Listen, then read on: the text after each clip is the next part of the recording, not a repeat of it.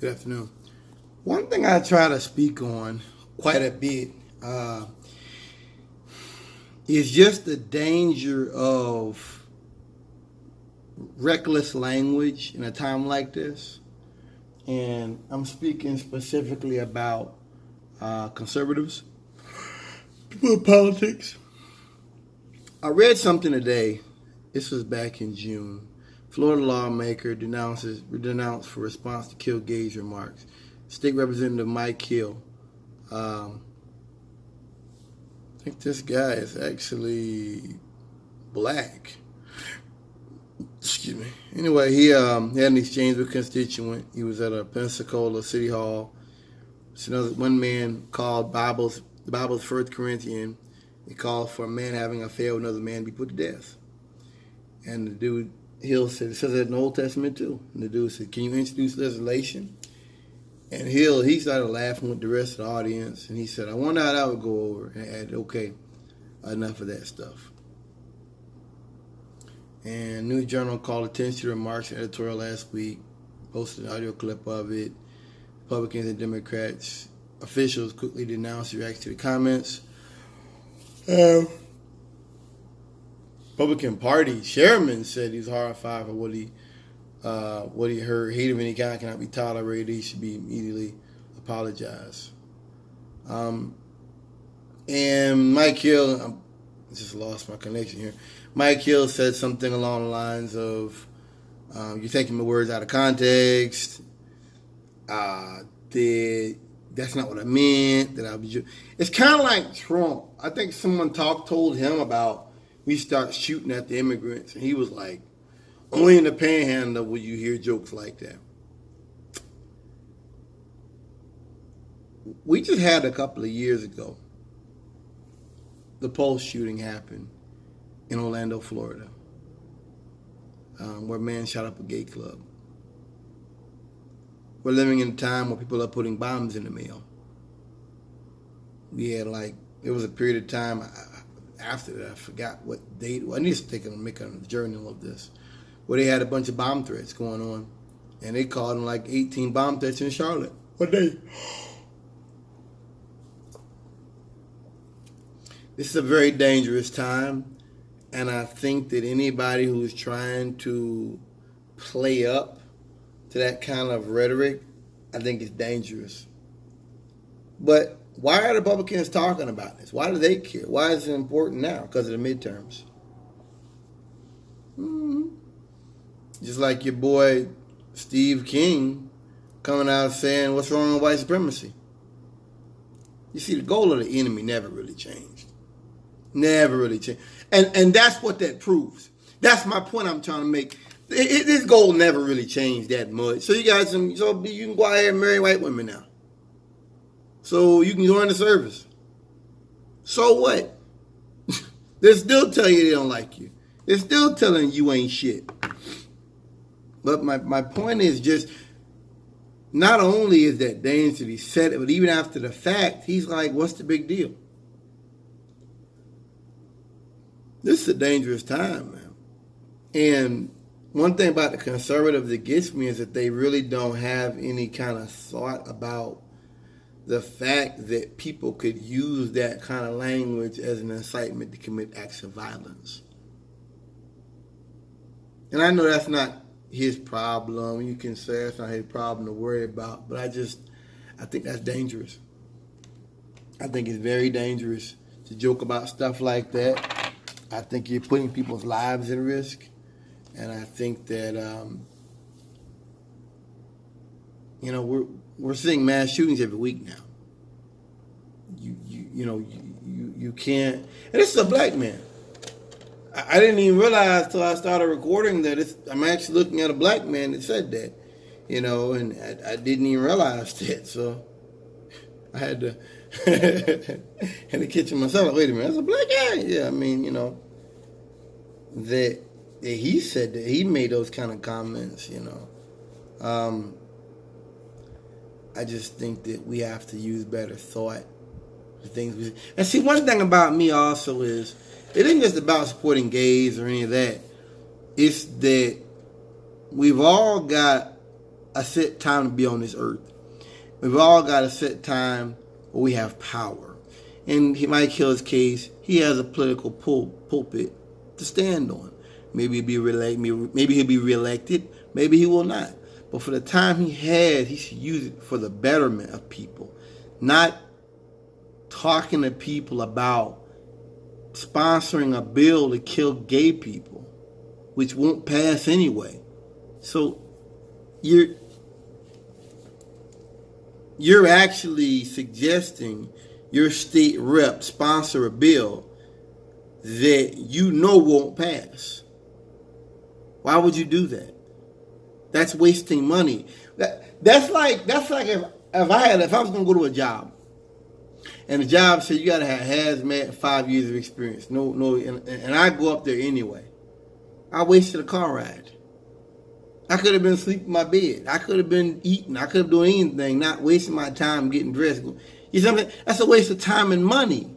In my case, it isn't a lot of time, but you get my point. That's hate right there, man. I mean, it'd be one thing if these crackers actually believed that they could pass a bill like that.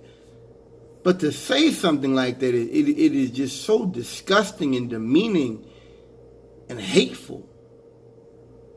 After they've already federally given gays the right to marry, you want to put gay men to death? I don't understand it. And that's the point I'm trying to make about these race soldiers, about these crackers, is that they're full of hate. And everything they do is encouraged by hate.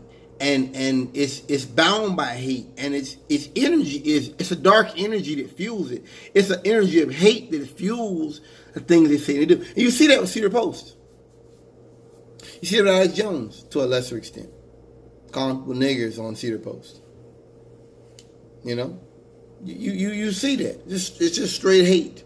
That's the way they feel about you. Even when you're doing something positive, they still hate you. Doesn't matter. Yeah. They're so full of viciousness and callousness and hate. It's disgusting, is what it is. It is really disgusting. But I just there's times I read about these conservatives and I just have to kind of scratch my head because I'm just like, why would you say this? You know what I mean? And it used to be that they would pretend. It used to be they would pretend and, you know, these kind of things wouldn't come out. And now I hear about them all the time. Comments just like this. All the time. Florida is bad. I've told my dad about that in the past, how I don't ever want to go back down to Florida. And it's things like this. Because it isn't just about gay people. It isn't just about black people or immigrants. It's about hatred. And it's a feeling that the redneck is losing power and control of his country. And so you're going to see him respond with more and more viciousness. It's kind of like they teach you when you go to the police academy, teach you in criminal justice, that when you're fighting somebody and you start getting tired, that means you're not using you need to up the level of force. So if they're fighting you, fist fighting, and you're wrestling, it's time to get out the baton. It's time to get the taser. If you're using the baton and it's not working, it's time to get the gun. You see what I'm saying? It's time to escalate it because you can't lose the fight. And that's the spirit of the redneck, is they can't lose the fight. So they're going to get more and more nasty. I mean, this is their spirit. This is really their spirit. And I find it incredibly interesting to see these things now. Boy, it's very, very reckless. And that's why I have guns in here. You know, that's why I'm so open about that. That yes, I'm a progressive. Yes, you know, I'm a progressive. I have progressive viewpoints. You know, but I'm always armed. I make no bones about it, because we're living in a time to where they're saying things and doing things I never thought I would hear say in my lifetime. and it's a little bit scary. And this is reality, maybe. I'm an adult. We're adults, you know. This is you know, you know it's a rainstorm outside. What do? You bring a rain jacket, you know. Maybe you know, they say it might be cold. You bring a scarf. You get a jacket. You know, you're an adult, you know. Hopefully, you hope it doesn't rain. You hope it doesn't get cold. But if it does, you're ready for it. You know, we're adults out here. I certainly don't want to hurt anybody, and I certainly don't want to be harmed myself. But we're living in a time where we're living in a time of hate. I've said it before that if anybody was to ask me about Trump and his election and just my viewpoints on him, he was to leave tomorrow. I would sum up Trump with one word, that's payback. His whole time in office, I don't really think Trump has done anything. 16, 17, 18. You've had 3 years of really nothing. You've had 3 years of nothing. You've had 3 years of an old white man talking about Comey and talking about going back the way things used to be and talking about Obama and talking about this and that. And I used to always say this, that these people are not the president. These people are not the president. You're elected, but yet you're acting as though, you know what I mean? There's things I regret about my past, but I'm a man. I have to live today. I have to pay my bills so I can stay here. And I can drive in my car. I have to keep up my car. And I have to keep up other things so that I can live. I can't stay in the past talking about Veronica and this and that. And you gotta live, baby. And with Trump, and I know Trump knows that. Trump is just doing that because he's trying to, curry the base. This is what you do when when you're losing. This is what you do when you don't have power. You have to keep winding things up. You can't ever and Trump's never going to broaden his base, because broadening his base Trump has worked himself into a corner. Okay. And one thing I do is if you want to understand Trump, if you want to understand a fascist, look at the camp followers.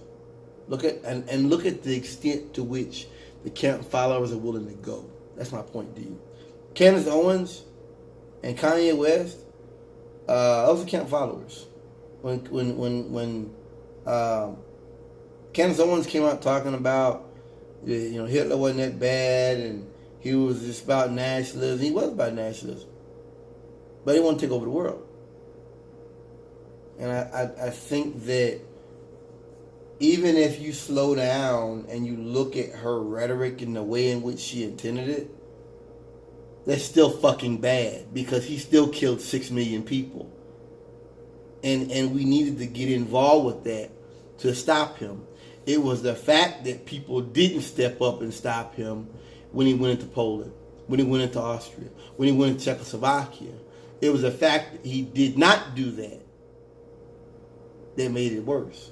Because he told them when they went in, when they crossed the border, to not, to basically go in very light. If you take fire, to retreat. He told them that. You know what I mean? It's like Trump at the border, his soldiers. Those are not frontline people. They're not there to, you know what I mean? People that Hitler sent into over there, they weren't with artillery and tanks and shit. Because he knew he was breaking the law. He knew when you break the law, if you got a brain, you're gonna be kind of easy with it, because you kind of thinking like, hey, the police might be out here. And if the police out there, what you do? You back up. You go back in your house. You stop. You don't go no further. You go further when you think, I can get away with this.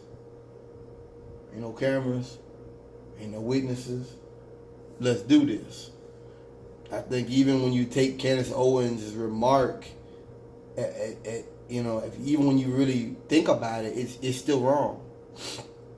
I think that her analogy is the reason why you need to have a democratic infrastructure, a global, global power, regional law. You need to have global law to prevent the Hitlers.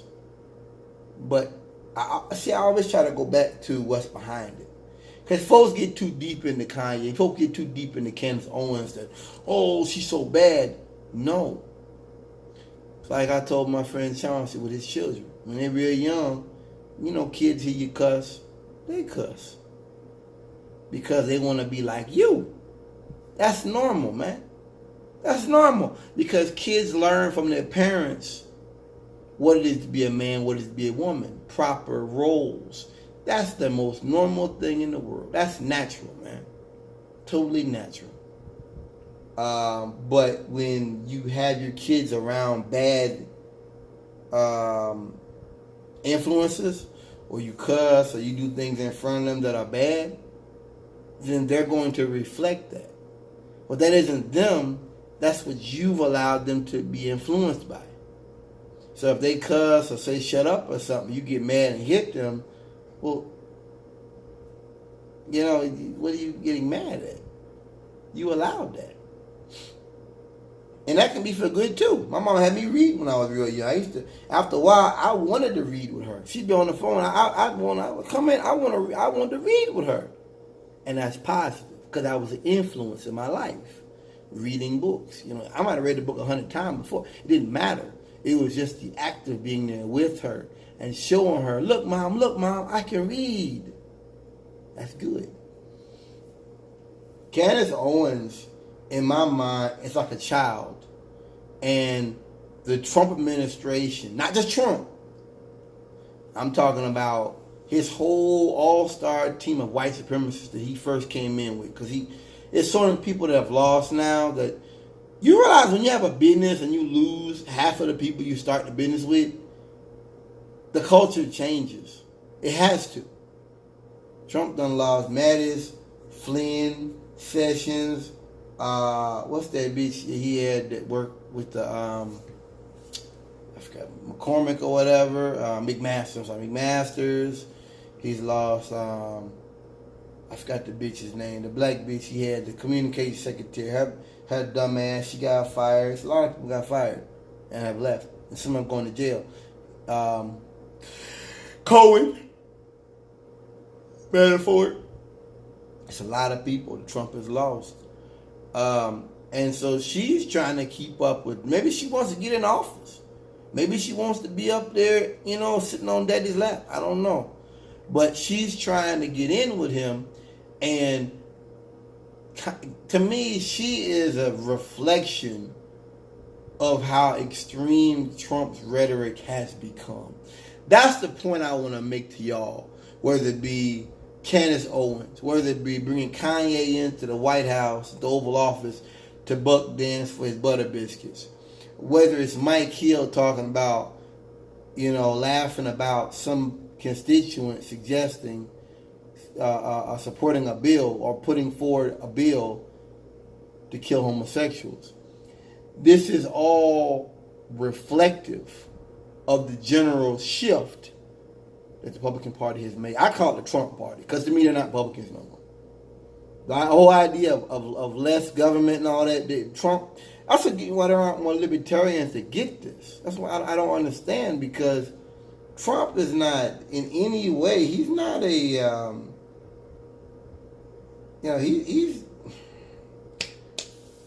he's not a constitutionalist, man. He's for the Constitution when it's a privilege for him. It's like that Sanders woman was. She gone too. That's another one. His mouthpiece. Ugly bitch. She gone too. Paul Ryan, he was not a part of Trump's administration, but he was a part of the Republican Party infrastructure. He's gone. A lot of mainstream conservatives have left. I bet you if I sat down and looked at it, maybe probably more than 30 people have left since he got elected back in 2016. I wouldn't be surprised. And it's now 2019. That's a lot of people, man. And they were dropping. I want to say half of the number I would give you dropped in the first year, man. In that first year or two. Mm-hmm. So, my my thing I try to make with this Hill character, this state rep in Florida, or I can't think of her name, that black bitch, or Bendover Carson, or any of them, it's the same old thing, man. They're radical and they're nasty because they have to be. It's kind of like Denzel explained to me. If a bunch of police officers out somewhere and one of them pulls his gun, the rest of them got to pull their guns too to match it. He's escalated, so they have to. They can't. He can't pull his gun. They pull their taser, unless it's a taser. Most cops know they have to all go to that level because now he's escalated to that top level. That's how I feel about Trump. So I said there is no Republican Party. It doesn't exist. It does not exist in name only. And you have Republicans that say it themselves. So peace, y'all.